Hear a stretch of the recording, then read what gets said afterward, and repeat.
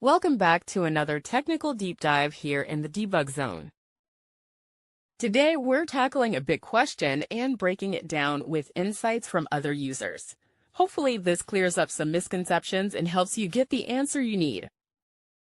So, buckle up, stay a little curious, and let's jump right in.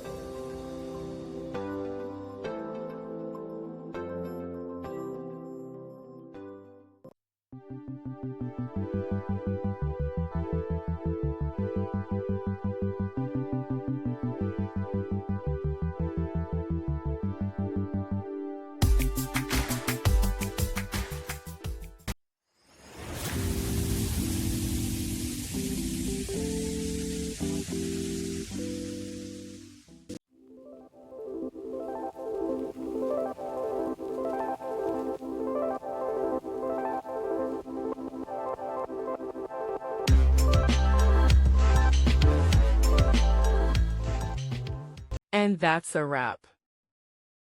I hope you found the answer you were looking for. If you did, take a second to hit that subscribe button. It really helps out. And let me know in the comments which solution worked best for you.